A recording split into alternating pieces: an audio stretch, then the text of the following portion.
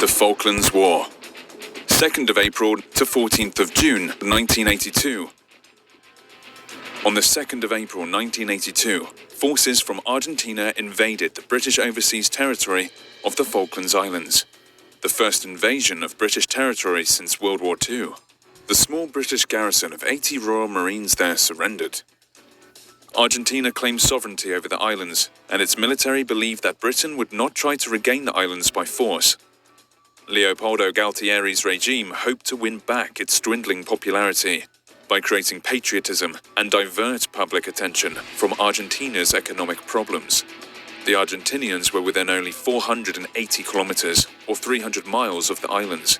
Britain, meanwhile, was 12,000 kilometers, or 7,440 miles away. British Prime Minister Margaret Thatcher, accused of neglecting the islands, assembled a task force to recover them. It would consist of 6,000 troops and 30 warships, plus auxiliary vessels. A small team consisting of Royal Marines, SAS and SBS recaptured the South Georgia Island on the 25th of April. The main British task force would reach the Falklands Islands in early May. An exclusion zone was set up around the Falklands Islands, where any enemy Argentinian ships or planes would be attacked if they fell within it. On the 2nd of May, the Royal Navy submarine HMS Conqueror sank the obsolete Argentinian cruiser General Belgrano, killing 300 of her crew. After this, most of the Argentinian ships were kept in port for the rest of the conflict, and it would now only contribute its naval air force. The event was controversial because it happened outside of the exclusion zone. The Argentinian Air Force, however, was still a threat to the British Royal Navy. While most of the Argentinian aircraft were outdated, the Argentinian Navy had a handful of deadly French-made superintended attack aircraft armed with Exocet anti-ship missiles. British ships were vulnerable to attack, as not all of them had anti-aircraft systems or effective weapons for shooting down incoming enemy missiles. Air cover was also provided via short-range Sea Harrier jump jets, which could engage the enemy aircraft effectively. On the 4th of May, the Argentinians sank HMS Sheffield with Exocet missiles from their superintendents, killing 20 on board. An amphibious landing on the islands by the British began on the 14th of May. The SAS carried out a raid on Pebble Island, destroying several enemy attack aircraft on the airstrip. On the 21st of May, the British 3 Commando Brigade, numbering 4,000 men, landed ashore at Port San Carlos and Ajax Bay on East Falkland Island. They would be vulnerable to night bombing and the adverse weather conditions.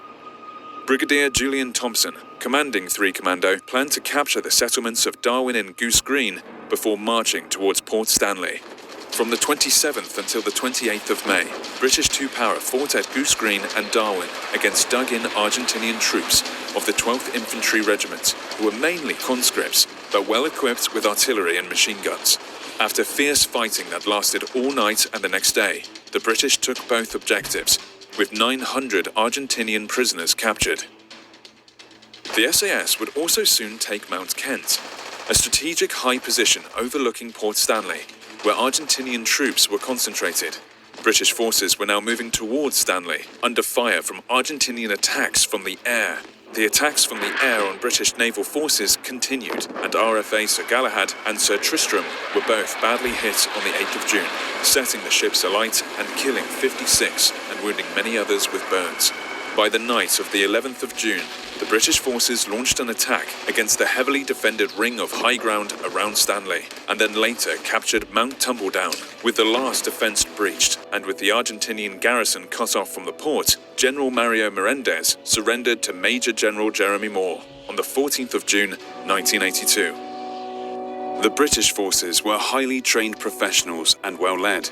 255 British were killed, and 775 were wounded in the Falklands War. The Argentinian forces, meanwhile, were mainly ill-trained, poorly motivated conscripts. However, they had air superiority.